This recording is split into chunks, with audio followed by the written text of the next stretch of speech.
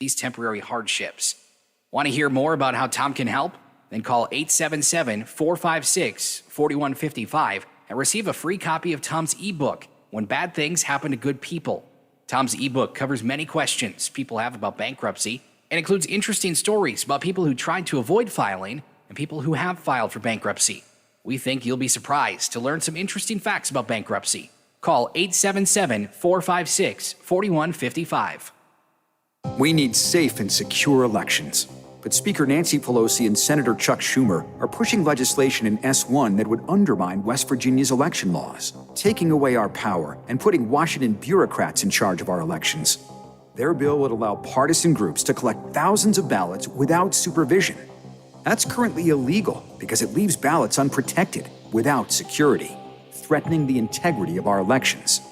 Worse, Pelosi and Schumer's bill would spend billions of public funds, your money, on political campaigns, billions to subsidize politicians, even those receiving money from private donations.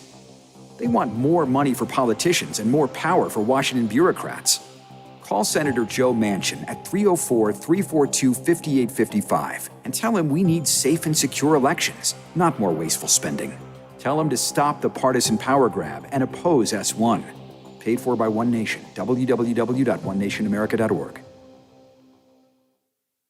Hello, it's John Kozik, founder and president of TurboTrack Realty, and I buy houses as is, fast for cash. Call me today for an all-cash offer on any of your properties, and we can close within days at 614-362-2000, 362-2000. Do you own a property that's outdated and needs thousands of dollars in repairs? Great, I'll buy it. I'm a private real estate investor who can solve your real estate problems fast for cash. Do you want to sell and just be done with it? Okay, great. I buy vacant properties, boarded up houses, pre-foreclosures, and inherited properties. I also buy apartment buildings, rental portfolios, divorce homes. I even buy my tenant won't pay me the rent houses. I look forward to solving your real estate problems today. Give me a call for an all-cash offer at 614-362-2000, 614-362-2000.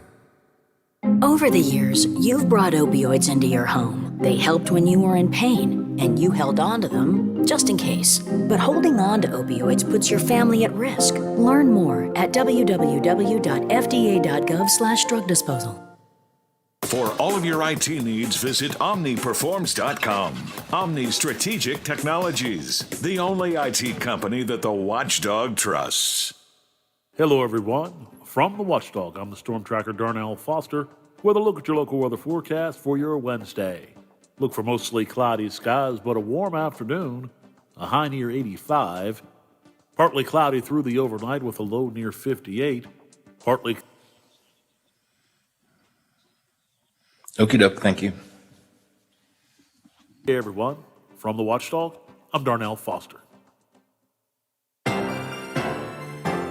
The views and opinions expressed on the following program are not necessarily those of this station or its sponsors. Good morning, everyone. What day is it? Wednesday. Which is hump day. Hey, who's ready to have some fun? So, what do you do for fun? We listen to funny morning radio. Where? On the radio. On the radio. That is fun. Fun enough. What do you do for fun? You serious? I just told you that a moment ago. Oh, you did? Yeah. Okay, then. Let's get this show on the road.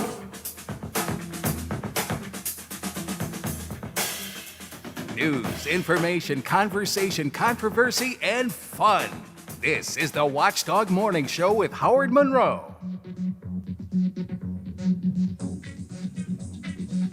Well, a summery week of temperatures in store. Highs in the 80s. Boy, that's great. Started off. I sit there silent the whole time. Now I come on the air and I got to do the clear the throat. I hate that. Let's start this again. Areas of sunshine throughout the day today and a high, hot heat week all week long. Going to be in the 80s all week long. 81 for the high today. Currently, we're looking at 56 degrees, temperature moving up. 56 at the Wheeling, Ohio County Airport. 54 degrees here at my home studios in the Elm Grove section of Wheeling. And 54 degrees at the Robinson Auto Group Studios downtown Wheeling. in the heart of the Ohio Valley. Going to be a good day. Get outside. If nothing else, sit on your deck and enjoy it, or your porch, or take a walk, or something in the heat, and just enjoy yourself, because it's going to be another real hot day today. Coming up today, yesterday was a potentially racist logo in Weirton we talked about. Today we talk about potential sexist language being changed at Penn State. Sexist words like freshman and sophomore and junior. They're not going to use those anymore. Okay. A commission to investigate the Capitol insurrection on January 6th could be heading for trouble. The Republicans are planning to whip votes against investigating what happened on that day. Boggles my mind, staggers me, that they so openly don't want to look into this actual blatant attack on our democracy. The Vax-A-Million lottery may be working. Ohio's vaccination numbers went up after the governor announced his lottery plans. A former Ohio County Development Board member questions her removal. We'll talk about that. Got several texts coming in on that subject as well. And the legislative watchdogs are in here at 9 o'clock this morning. Right now, though, I want to talk about the big bucks coming into the Mountain State from the federal Act that is putting this week, and I think this is the first of two batches of big money coming in. $677 million in federal relief money came into West Virginia this week. Governor Justice says that the guidance on this is a little less stringent than the previous round of federal money.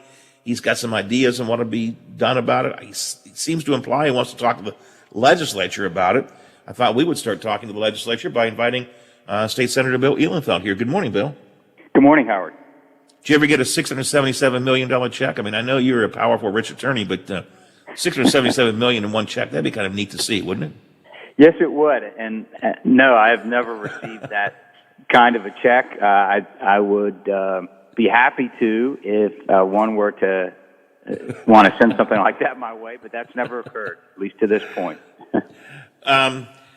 This is, of course, we've gotten the federal money before. What amazes me is we've got $677 million came in this week, and we still have, I think I'm right, like $600 million from before in reserve? Yes, from the CARES Act, there is money that is in reserve that hasn't been expended yet, that the governor is sitting on, and part of the reason we've been told that he's been sitting on that money is because of zero-interest loan that the state received from the Labor Department, the U.S. Labor Department, for purposes of keeping the unemployment trust fund flush with cash because we had to push out so much money. So we're sitting on about $600 million there, and then just the other day we received $677 million under a different act. So many acts it gets confusing, but the latest money was under the American Rescue Plan Act, and that's just the first of two payments under that act to the state. So what does this mean for this? I mean, in your mind, this has got to be good news, getting this much money, right? It is good news, especially for a state like ours. We depend upon federal assistance more than just about any other state in the country. So yes, it's good news, and it has the potential to be transformative. Before I ask you what you think, some ideas of your own, do you think the governor will actually reach out this time around? I know legislators were very unhappy, and a lot of the citizens were unhappy too, that he just took the last tranche of money and kind of handled it all by himself. Do you think he'll reach out this time? He implies that he will. Do you think he will? Yes, I do, in part because of a bill that we passed during this most recent session that reins in his spending authority a little bit. So we had a couple of bills that ran, one that would have reined in his overall executive authority. That didn't pass, and on the Senate side, it failed 33-1, and I was the one who voted to rein in his powers, and I couldn't convince anyone else to come with me on the Senate side. On the House side, they were much more inclined to rein in his powers. But there was a separate bill that addressed just federal relief money that comes in and how much authority the executive has in overseeing that money and deciding how it should be spent. And what that bill says is that after the first $150 million, then the governor must consult with the legislature. So obviously we're we blow by that number, that 150 million number, and so anything beyond that, he is required to consult with the legislature. And so I know he is saying that, I think he was quoted as saying he's tickled to death to work with the legislature, but actually he's got to work with the legislature. And he also, I think, wants to get into good graces with the legislature, particularly the House, because of, the 100-0 vote on his income tax plan. And he just wants to try to get along better with them, because I think he's starting to realize that if he wants to get, his agenda passed over the last few years of his governorship, he needs the House to come along with him. Yeah, you would think after 5 years that might become apparent to him, but apparently he's a slow learner. That's just my opinion. I said that, you didn't. The guidance on this, the guidance on the previous money, the CARES Act money, was a little tighter. The Treasury Department's guidance on how this money can be spent, this $677 million can be spent, seems to be, from what I'm reading, a little bit looser. It could be used for more things. I know there's talk about broadband, I think could be part of that. Of course, mediating the effects of the economic effects of COVID could be part of that. Where do you, I mean, if the governor asks you, what do you think some of this, at least some of this money, should be used for, Senator? And you're right, Howard. The rules are different. Let me just say, the rules are different than what the rules that came with the CARES Act money. And U.S. Treasury has put out guidance on this latest round of money, and there are some things that we can do with it that we couldn't do the last time around. And so I would say first and foremost, we need to address broadband, because that affects so many different issues in our state, whether that's learning from home, children learning from home, people working from home, businesses being able to effectively operate, people wanting to move to West Virginia, whether those are individuals or businesses. We need to have broadband in underserved areas, and this bill and the rule from Treasury specifically permits that.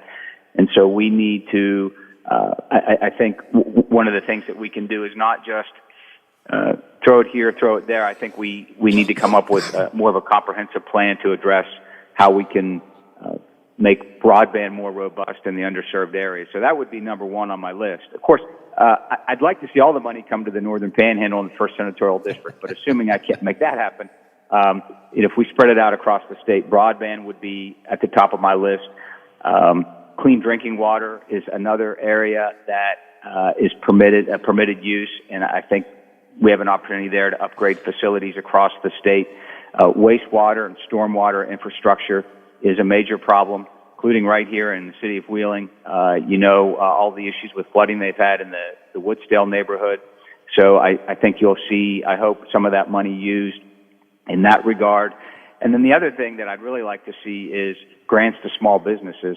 That's a permissible use under this latest round of money, and we have so many small businesses that are barely hanging on, and I would like to see the money go there, because that's an investment right back in your community.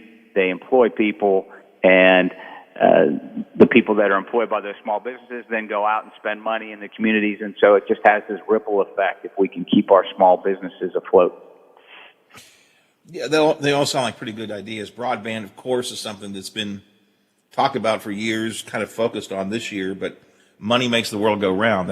We could do some things with broadband with the money there. Small business grants make sense to me, too. One of the things I think we have not done enough in the state with the previous money is actually use it to help businesses and, in some cases, individuals, deeply affected economically by COVID. And this would be a great opportunity to find those businesses, identify those small businesses. I don't know if the guidelines differentiate, but I hope they don't go to giant corporations, but rather to small businesses that really need this kind of help. That would make a huge amount of sense. Senator, there's one thing in there that concerns me a little bit. As I understand the guidance, and this is apparently this is the Metro News story that says this. I don't know if they're quoting the governor or if they've looked it up, but it says it also can be used to replace lost public sector revenue. Now, if I remember correctly, that was something talked about in the last session. The governor was going to try to use previous federal money to shore up any money he might lose in his income tax proposal. I think that was shot down because decided it wasn't an acceptable use. I don't know whether I'm zeroing in on something wrong here or not, but I can see the governor deciding, since he could use it to replace lost revenue, it would give him a chance to take another go-round at his income tax proposal with a little backstop in case it didn't work. Yes, that was an issue before, and so a couple of points on that question. One, the latest round of money and the rule that governs it very clearly says you cannot use this money from the American Rescue Plan to put into a rainy day fund, which is something the governor sort of alluded to before when he was talking about putting money into various buckets to, I think, help to be a backstop to his income tax repeal plan. So none of this money can go into a rainy day fund. It can't go to shore up pension funds. It can't be used to pay off debt. It can't be used to settle litigation. And so there are certain things it can't be used for. It can be used for the replacement of lost public sector revenue, like you said, and there's a very specific methodology that's outlined in the rule. And I haven't gotten into the nuances of that, but that would be something that the governor and his people, as his staff and his attorneys will have to look at very carefully to make sure that they comply with that methodology. If not, then Treasury could recoup the money. They could come back and later on and take the money back. A couple of things that I like in that category of public sector revenue replacement would be rehiring public workers who were laid off because of the pandemic. I don't have any problem with that. There's also the ability to cover salaries and benefits of public sector workers to avoid additional layoffs. If it looks like because of revenue shortfalls, in the future you're going to have to lay off some public sector workers, then you're allowed to use the money for that purpose. There's also the ability to use money on some in that category on environmental remediation. So there's some things in that category that I like, but I agree. I don't want the governor to be able to use that just to push through a policy of his that is just personal to him, and that the House of Delegates weighed in and they didn't like it. The public, I think, weighed in, and my sense of it was that the public didn't like that idea because it was not a tax cut; it was a tax shift from the wealthiest to the not so wealthy. So, I hope that the Treasury rule is tight enough and the methodology is such that it restricts the governor from just pursuing his own personal political ambitions. Yeah. Do you anticipate? Just a slight shift of subject, just for a quick second. Do you think that the income tax reduction will make its way back again, whether it's at a special session or next session? Do you think the governor's going to try that again? What are you hearing? Well, it's been really quiet in that regard. We had heard some buzz that we might have a special session in June. We have interim meetings in June, and it's just more efficient and more economical to, if you're going to have a special session, do it, and we're going to be there anyhow. Right. But now I'm hearing from Senate leadership, the majority leadership, that we're not going to be in a special session in June when we go back. We're just going to have interim meetings, and basically that's where we study issues and hopefully get some bills ready for the following session. So we're not going to address it in June. I haven't seen the governor out on the road. He promised he was going to go out on the road and convince the public that this was a good idea. He hasn't done that. I think, back to what I said earlier, I think he wants to try to play nice with the House of Delegates, try to get them in his corner, try to figure out something that they would vote for. I mean, in politics, you never want to put something forward that where you haven't counted the votes in advance. I mean, that was like, I was surprised when Mitch Carmichael pushed that Greyhound bill so much when everybody knew he was going to lose. I thought he'd just pull it from the agenda and not take the loss. Well, he took the loss. So I guess I shouldn't say never, but I don't think the governor's going to put something like this up for a vote again unless he knows he has the votes. And the only way he's going to get the votes, Howard, is if it's a scaled-back version of what he proposed before. So I could see something where he eliminates income tax for those 65 and older, or maybe for those who graduate maybe graduate from college or, between the ages of 18 and 25 who stay in the state. For that range of people, they don't pay income tax. And then people between 25 and 65 do. Something like that, I think he could get some support for in the House. But I don't think he'll put it up for a vote in the special session unless he knows he's got enough people backing him. Another item that, under the guidance from the Treasury, this money could be used for, and this is quite relevant in a lot of the conversations today, that money supposedly can be used to provide premium pay for essential workers. Now, since we're hearing all this talk about restaurants and other retail places not being able to get workers, wouldn't this be a potential way to solve that problem by providing additional premium pay for businesses to hire the workers they can't get?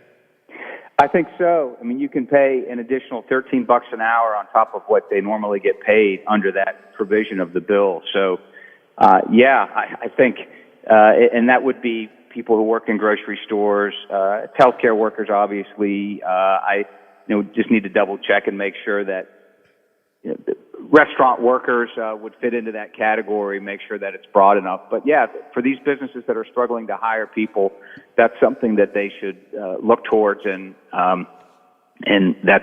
might be a good use of that money. Again, this is a personal opinion, not putting it on you, but it seems to me it'd be better off to be able to subsidize the businesses to hire these workers than it is to cut people off of their extra unemployment, since that's going to create a lot of problems in this state. The cut back on those extra unemployment dollars, especially for the self-employed, the what they call them, the gig workers and so on, are going to be in serious trouble since the governor has cut that back. And so have, 15, 20 other governors across the country. Better way might be to simply subsidize the business with this federal money and let them hire workers at a wage that is competitive enough that entices people back off of unemployment on their own. Yeah, that's a good point. And he's decided to take a lot of money out of the economy by turning that extra unemployment money away, saying that we don't want it anymore. But he's not saying no to this. What's going to end up being $1.35 billion. So he's going to accept that, and this is one way that he can use it, and to put it right back into the economy, to put it into the pockets of workers, to support small businesses. I think is a good investment. These kinds of windfalls don't come along very often. West Virginia does not get $1 billion plus in sort of free money. It's not really free, I understand that, but in free money very often. And I think, going back to something you said earlier, this really needs to be used to be, I think you used the word earlier, I like it. This could be transformational money for West Virginia if we think it through, plan it, and use it wisely. I mean, this could be a really, really big deal. It could, and I think that the planning is key. We don't have to spend this money until 2024 to spend it. Now, we don't want to wait that long, because the idea is to stimulate the economy, get people back to work, support our businesses. But we also don't want to go so fast that we regret how we spent the money, and that we didn't put enough time and effort into planning. And I think about just in this part of the state, which already has received some money. There's allocations to cities and counties plus to the state.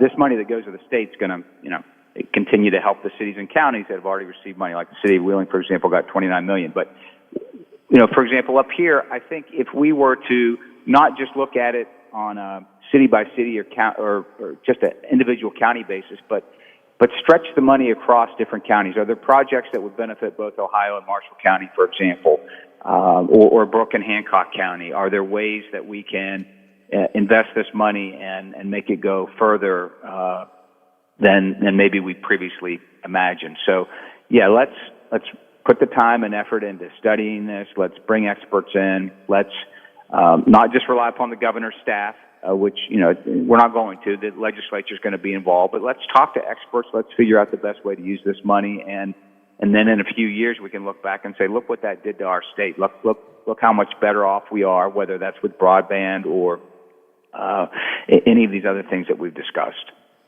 I think I'm right. There is actually still one more round of this money to come at some point. Am I right about that, or am I wrong?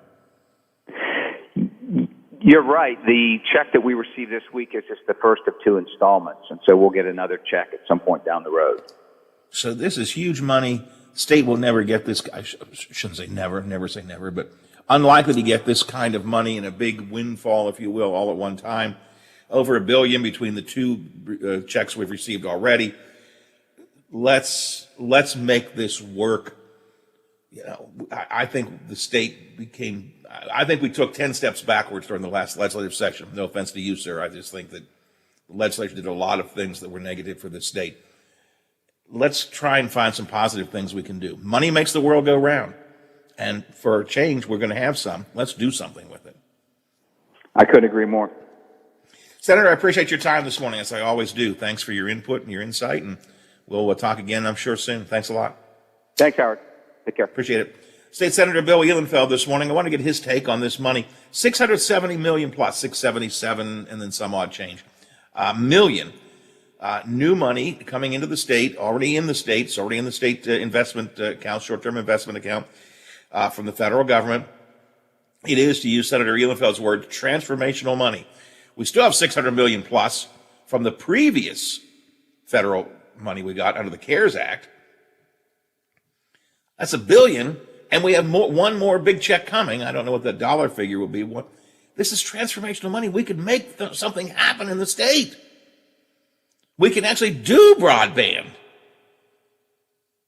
We can actually improve drinking water in some of the communities where it's almost unsafe to drink. We can help small businesses with grants to do what they need to do. We can deal with this issue of not enough workers. I can't get workers. We've spent the last couple of weeks talking a lot about that from different perspectives here on the show. Instead of cutting off unemployment, extended unemployment benefits for those who actually could need them and use them, why not allow this money to be used, and it is permitted to be used, for providing premium pay for essential workers. Now, as Senator Ehlenfeld said, I don't know that restaurant workers fall into that category, but I think they are. We've considered them essential workers during the pandemic. So instead of cutting off the unemployment extensions for people who need it and want it, why don't we simply make the premium pay available to businesses, locals? Again, I hope we don't do a lot of this big corporate stuff, but the smaller businesses say, here's some, use this. This is money for you to increase your pay to entice workers to come. You tell me you can't get workers to come. Raise the raise. I can't afford to raise it off the rate. How about this? Federal money. And of course, I know the argument out here. Well, then, eventually that will dry up. All right, but in the meantime, let's set the systems in place to make it work. Transformational. It's a great word the senator used. I'm completely in agreement with him. This is transformational money. Let's do something. And the cities have the same potential. I think I heard at City Council last night, Bob Herron say that there's going to be a meeting today with Senator Manchin maybe on expending this money for the city of Wheeling.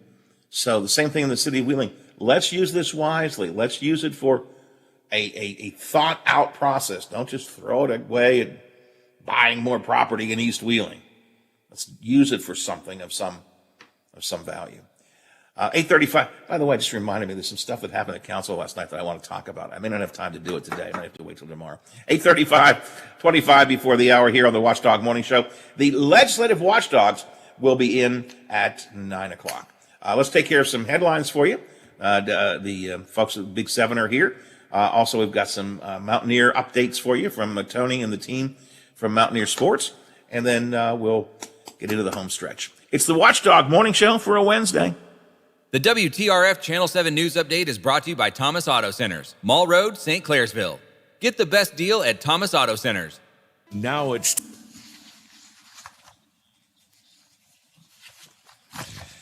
Biff, I'll take another break. I know I'd skip that break, so you can save a little bit for a second break.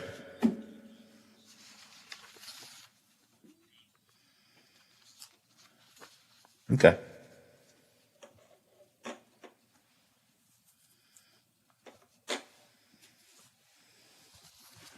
I have. Okay.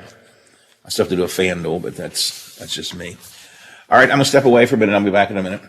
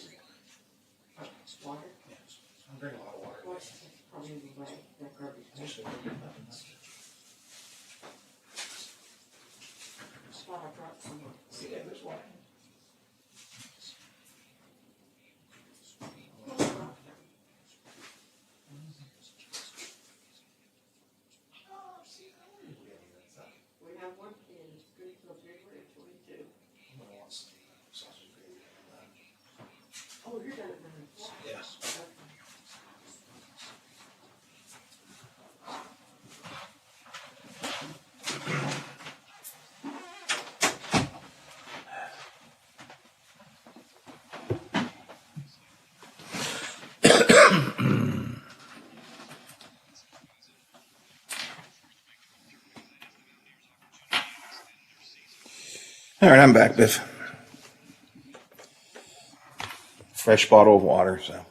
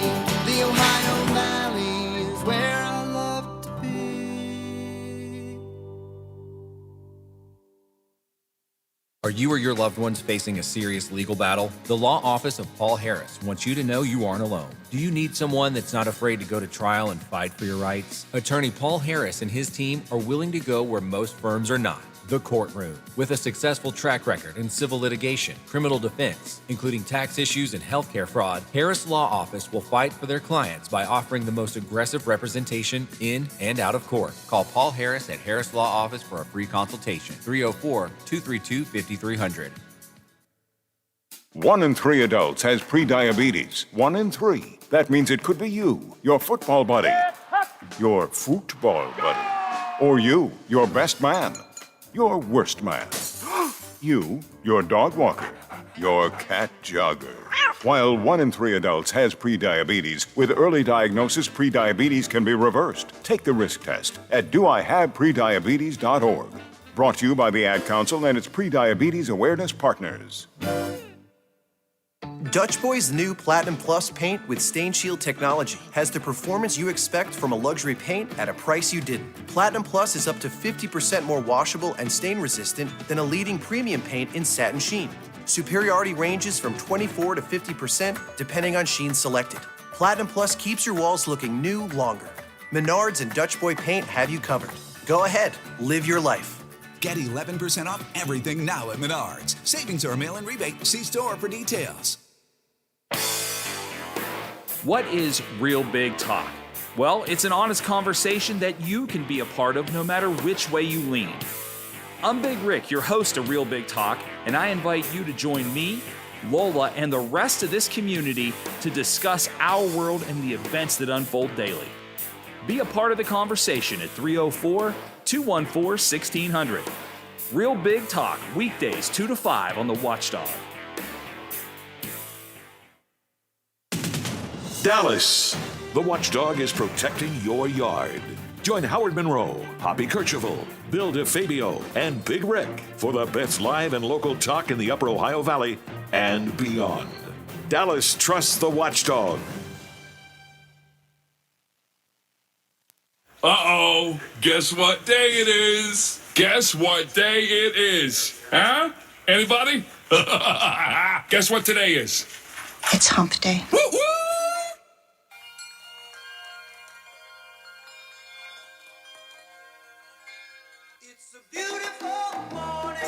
Watch out! He could climb on his soapbox at any time.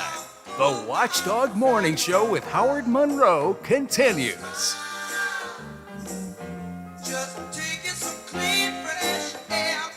It is a beautiful morning. 56 degrees at the Wheeling, Ohio County Airport. 54 degrees here at my home studios in Elm Grove, and 54 at the Robinson Auto Group Studios downtown Wheeling in the heart of the Ohio Valley.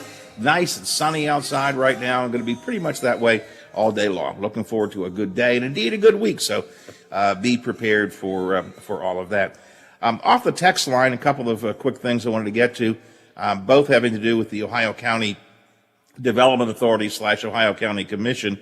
I shared one of these with you earlier. I'm going to share this story here in one quick second, but these are comments from my preview of it. Ohio County Commissioner Nickerson is a respected lawyer. Commissioner Abraham is a respected human rights professional, yet a local radio talk show host with no qualifications continues to criticize their legal and public actions.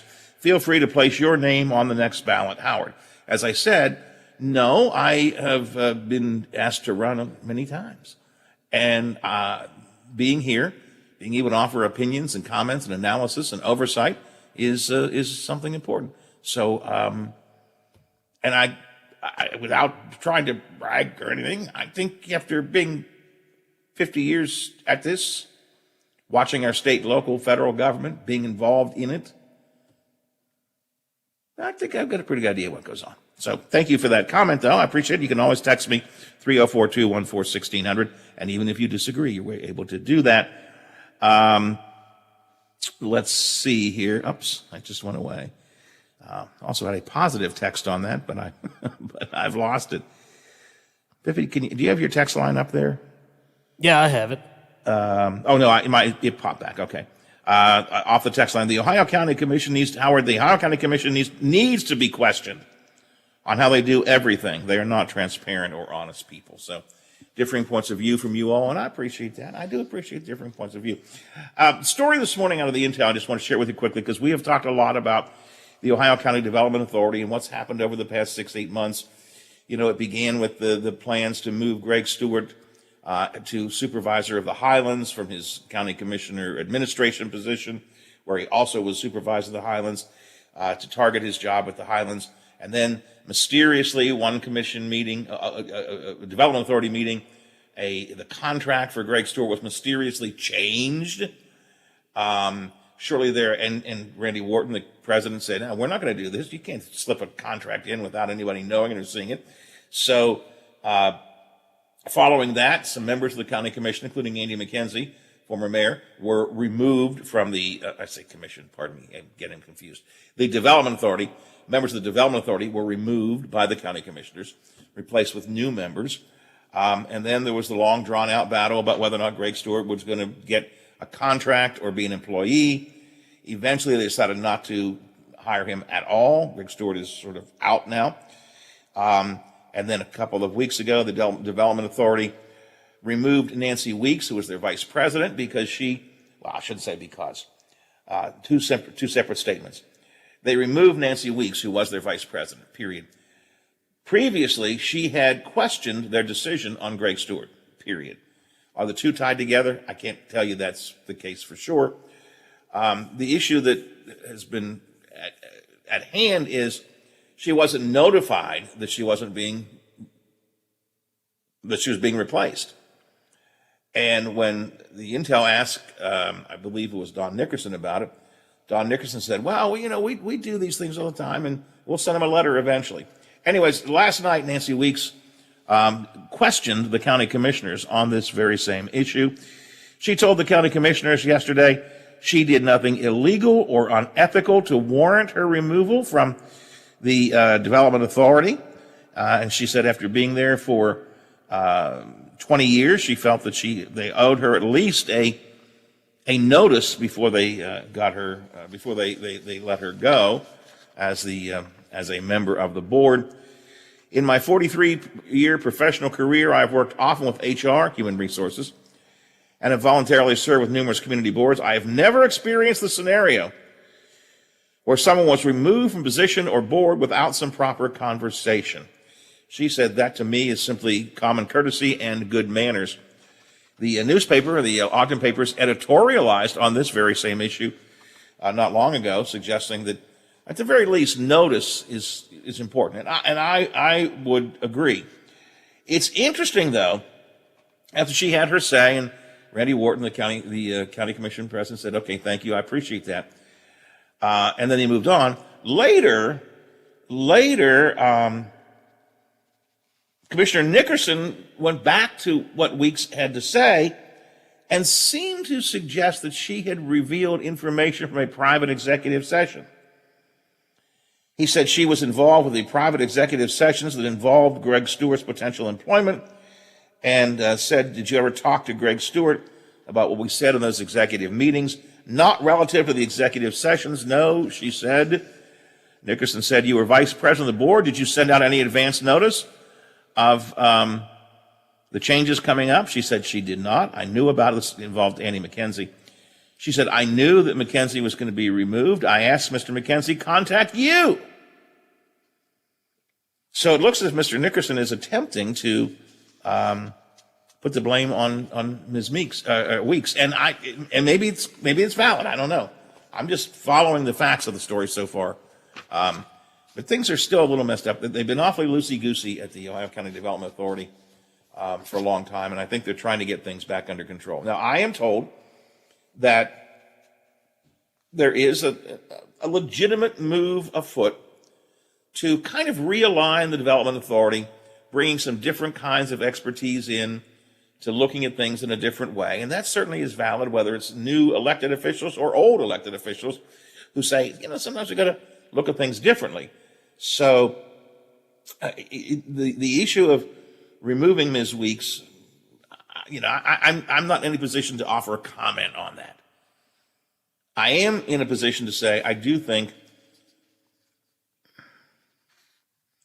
transparency is too often lacking there. Now,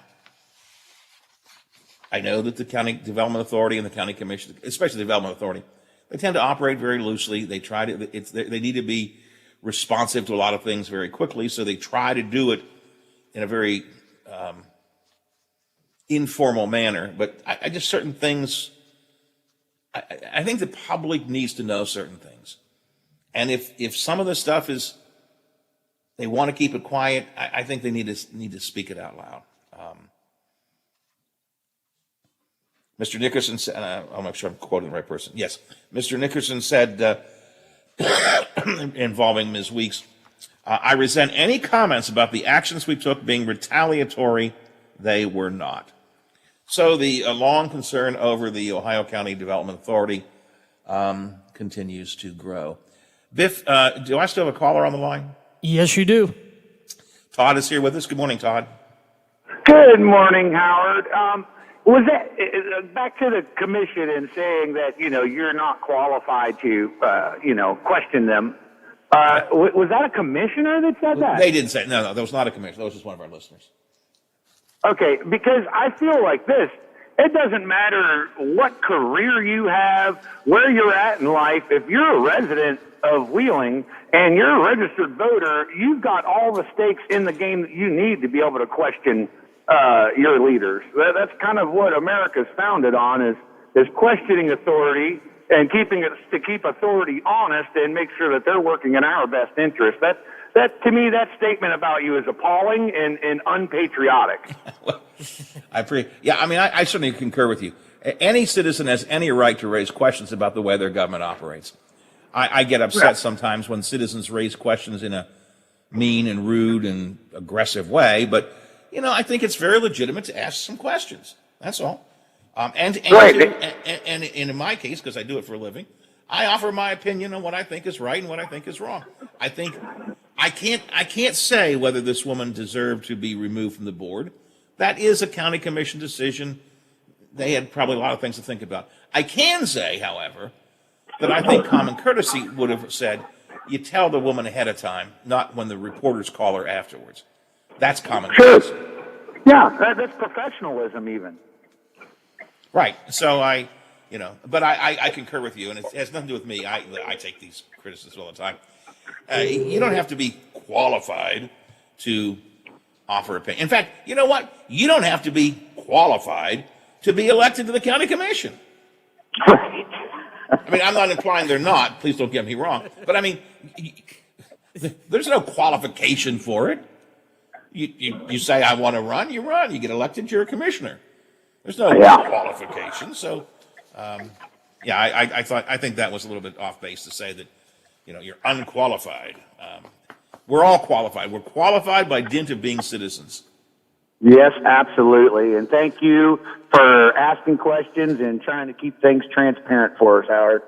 I appreciate it, Todd. Thank you very much. Look, I'm not going to criticize. Listen, I appreciate the texter. He texts me all the time, always with a big jab at me. That's okay. It's all right. I'm fine with that. I'm fine with that. I respond. We move on. But I do think to say you're not, Nickerson's an attorney and Zach Abraham is a HR official, you're not qualified. What qualifies an HR official to be a county commissioner? Even what qualifies an attorney to be a county commissioner? What qualifies the longest running commissioner now, Randy Warden, who owns a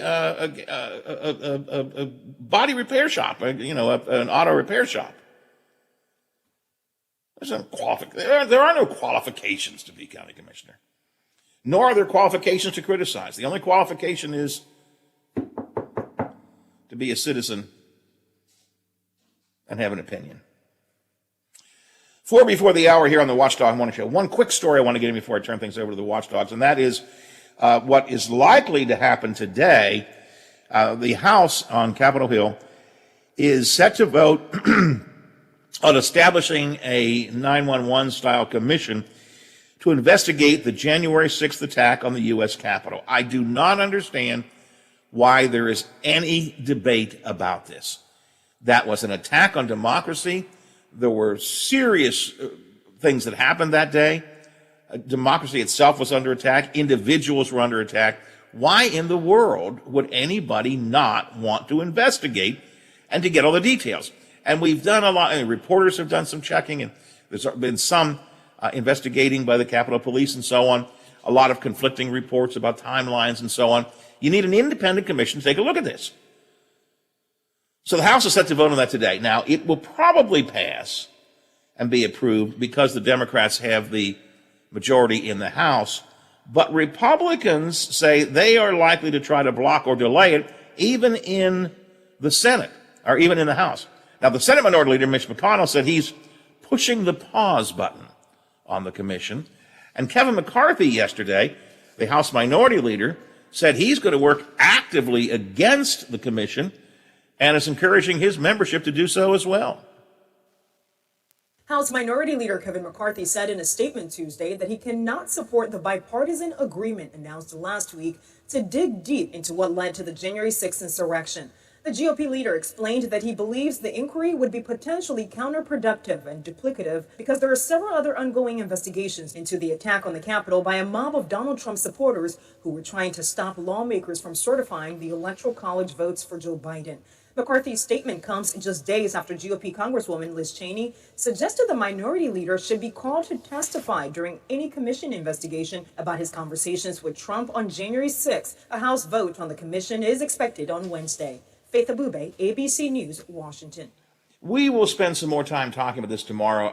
Again, I'm assuming the House will approve it today, but I'll be interested to see what the debate is like and what the Republicans have to say. How can you conceivably not want, and again, keep in mind that the specifics of this commission were negotiated with one of the top lieutenants that Kevin McCarthy deputized to do the negotiating. And the Democrats agreed with almost everything he asked for. So McCarthy said there are things he wanted. Democrats, to a large extent, said, yeah, we'll do that. I think he's scared to death. Remember, he had a phone call with Donald Trump during the insurrection, which initially, he said, Donald Trump told him, I think these people care more about my election than you do, Kevin. McCarthy is covering his backside. More about that tomorrow. But for now, I got to say sayonara, see you, bye-bye, farewell. I got to go. I got to get out of here. Good Lord willing, creeks don't rise, bat phone doesn't ring. Don't overeat. Don't retire. Don't get impeached. My ticker keeps on ticking. And Teddy says, it's all right. You can go back to work tomorrow, Granddad. I'll be back tomorrow morning, 7 o'clock. Another go around to the big gig. Are you back with me, Biffy? Back and fully vaccinated. Well, all right, pal. All right. We're going to keep on doing it till we get it right. That could be a long time. Indeed. The Watchdog is FM 98.1, AM 1600 WKKX Wheeling, FM 97.7, AM 1370 WVLY Moundsville. The ABC News is brought to you by Thomas Auto Centers, Mall Road, St. Clairsville. Get the best deal at Thomas Auto Centers. Now debating whether...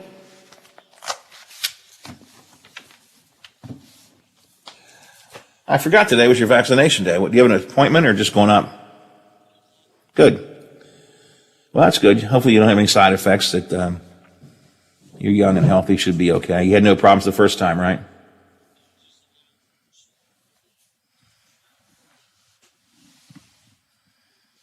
Right. All right. Well, good. Hopefully it all goes well for you, and then you will be on your way to joining the vaccinated. The elite crowd. That's exactly right. All right. With Kayleen out of town, there's no meeting today, so I'm not coming down today. I'm going to do some things here. But if you need me for anything, I didn't ask. I assume we got the log problem fixed yesterday, right?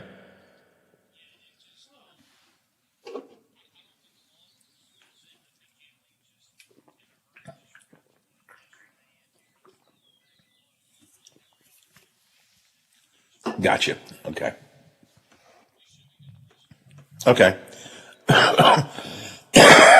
God, I wish this cough would stop. I'm done with my medication. I hope that means that this will all go away. All right, I'll be around if you need me. Feel free to call me. Good luck with the vaccination, and I'll talk to you in the morning if nothing else. Okay. Hey, Fuzz. Mm-hmm.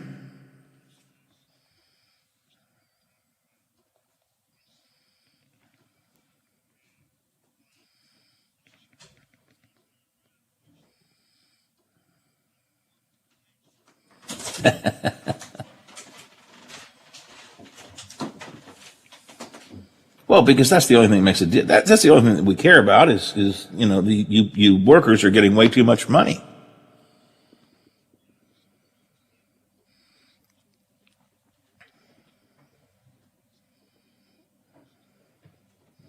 I didn't see that, but actually, I'm going to use now. You're going to make me go look for it because that's interesting. That's interesting. I'm going to look that up right now.